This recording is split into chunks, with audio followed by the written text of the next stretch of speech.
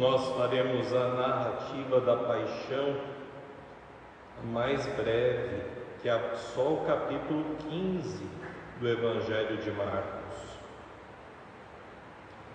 Paixão de nosso Senhor Jesus Cristo segundo Marcos.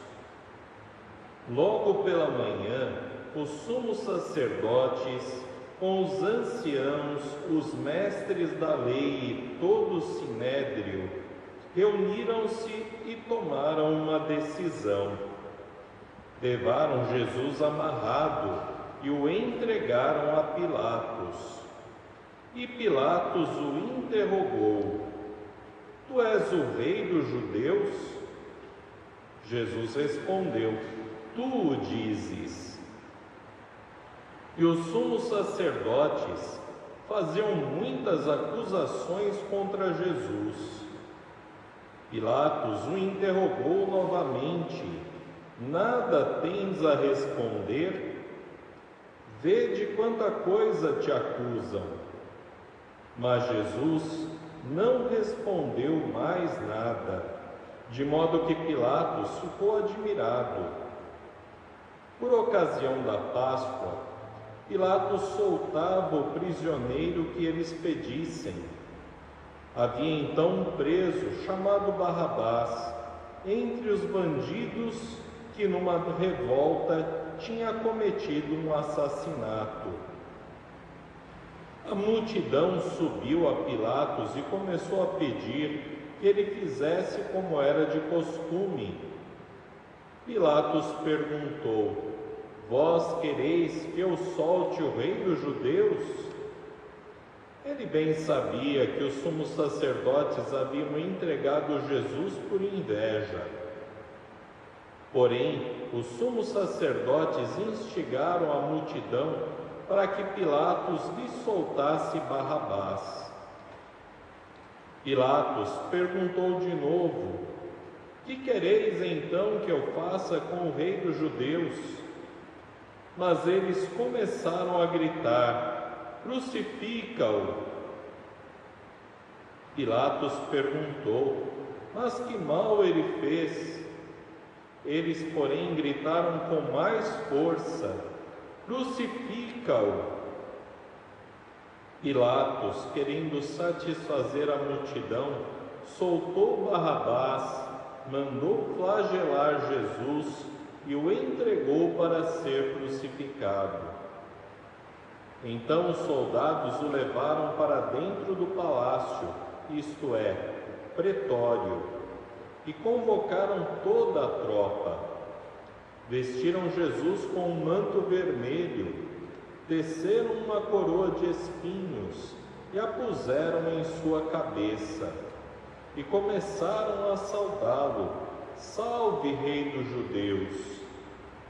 Batiam-lhe na cabeça com uma vara, cuspiam nele e, dobrando os joelhos, prostravam-se diante dele. Depois de zombarem de Jesus, tiraram-lhe o manto vermelho, vestiram-no de novo com suas próprias roupas e o levaram para fora, a fim de crucificá-lo. Os soldados obrigaram um certo Simão de Cirene, pai de Alexandre e de Rufo, que voltava do campo, a carregar a cruz. Levaram Jesus para o lugar chamado Gólgota, que quer dizer Calvário. Deram-lhe vinho misturado com mirra, mas ele não o tomou. Então o crucificaram e repartiram as suas roupas, tirando a sorte, para ver que parte caberia a cada um. Eram 9h da manhã, quando o crucificaram. E ali estava uma inscrição com o motivo de sua condenação: o Rei dos Judeus. Com Jesus foram crucificados 2 ladrões, um à direita e outro à esquerda. Os que por ali passavam o insultavam, balançando a cabeça, dizendo: Ah, tu que destróis o templo e o reconstrói em 3 dias, salva-te a ti mesmo descendo da cruz. Do mesmo modo, sumos sacerdotes com os mestres da lei zombavam entre si, dizendo: a outro salvou, a si mesmo não pode salvar. O Messias, o Rei de Israel, que desça agora da cruz para que vejamos e acreditemos. Os que foram crucificados com ele também o insultavam. Quando chegou o meio-dia, houve escuridão sobre toda a terra, até às 3 horas da tarde. Pelas 3 da tarde, Jesus gritou com voz forte: Eloi, Eloi, lama sabactani, que quer dizer: meu Deus, por que me abandonaste? Alguns dos que estavam ali perto, ouvindo-o, disseram: vejam, ele está chamando Elias. Alguém correu e embebeu uma esponja em vinagre, colocou-a na ponta de uma vara e lhe deu de beber, dizendo: deixai, vamos ver se Elias vem tirá-lo da cruz. Então Jesus deu um forte grito e expirou.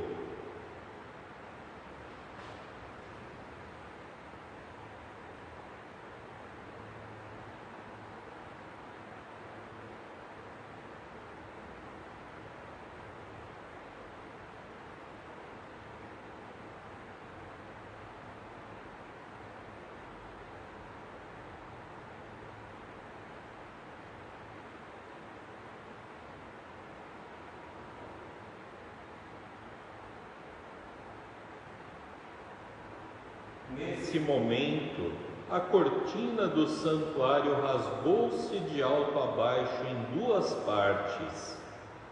Quando o oficial do exército, que estava bem em frente dele, viu como Jesus havia expirado, disse: na verdade, esse homem era filho de Deus.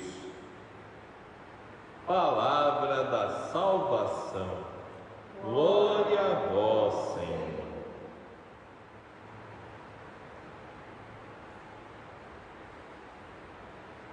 Caríssimos irmãos e irmãs, queridos irmãos que nos acompanham pelo Facebook, pelas mídias sociais,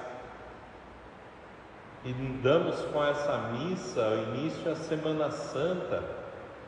Muitos estão acostumados a lembrar essa missa apenas como Domingo de Ramos, mas na verdade nós recordamos toda a paixão de Jesus nessa Santa Missa.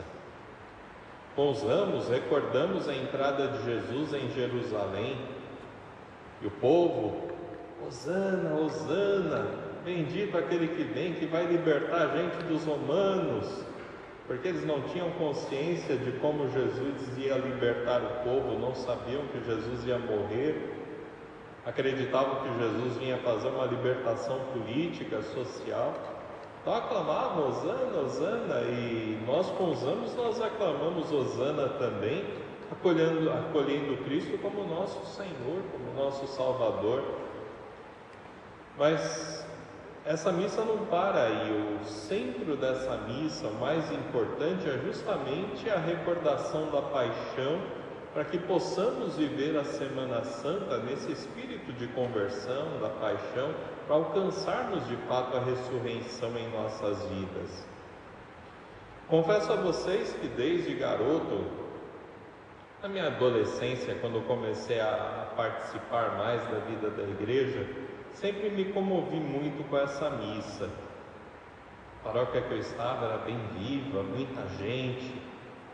Lembro que a gente celebrava essa missa num campo de futebol, tanta gente, e o povo todo em procissão, chegando das comunidades da periferia, e todo mundo cantando Hosana, Hosana, Hosana, e de repente passados alguns minutos, todo mundo dizendo: crucificam, crucificam. E aquilo ali é de quebrar o coração, porque como a gente passa rápido do hosana para o crucificam, né? Até o Papa recordou isso hoje na missa. A gente passa muito rápido. Gostamos de ver a glória, gostamos de falar da ressurreição, do amor, das coisas boas, bonitas que Jesus fez. A hora que a gente fala de cruz, a hora que a gente fala de seguir mesmo os passos de Jesus, a gente fica calado, engasga, começa a relutar para ver se a gente vai seguir mesmo ou não. O Evangelho de Marcos, esse ano, temos 3 anos, né, um para cada Evangelho, e no Domingo de Ramos, cada ano, lemos uma das passagens da Paixão. Marcos tem algumas coisas muito próprias dele. Uma dessas coisas que Marcos coloca, que é distinto dos outros evangelhos, é que enquanto os outros estão preocupados em meio que colocar a culpa em Judas, que está traindo Jesus, em Pedro que está negando, Pedro que tira a espada para cortar a orelha do Malco, Marcos ele é discreto. Ele nem mostra o momento da traição, o momento que Judas sai da sala. Ele coloca como se todos os discípulos tivessem meio que culpa no cartório. Marcos ele diz, na parte que não lemos na narrativa de hoje, que todos os discípulos começam a perguntar para Jesus: mas será que sou eu? No sentido de que Marcos meio que leva toda a igreja a pensar que todos têm um pouquinho de culpa. Primeiro porque Cristo morreu pelos pecados de todos. Foi por todos nós que Cristo morreu na cruz. E em segundo, porque na hora da cruz todos o haviam abandonado. Marcos deixa Jesus sozinho na cruz. E de certa forma, quantas vezes nós também abandonamos o Cristo sozinho na cruz, quando a gente se esquece de fazer o bem, quando a gente se esquece de perdoar, de amar, quando a gente se esquece de se colocar em atitude de serviço. Quantas vezes a gente se esquece também, abandona também Jesus na hora da paixão.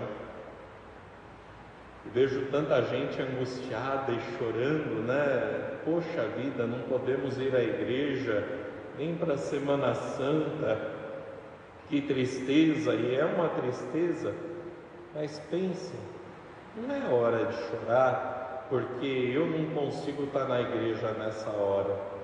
É hora de chorar se eu também, de certa forma, em algum momento na vida, também abandonei Jesus, se eu de algum momento o reneguei, se faltou perdão na minha vida, se faltou amor na minha vida, se faltou esse seguir a Cristo, aí sim é hora de chorar. Não porque não consegui o raminho, não porque não consegui estar comungando hoje. Temos que dar graças a Deus porque a igreja está celebrando hoje no mundo inteiro e rezando pelo mundo inteiro.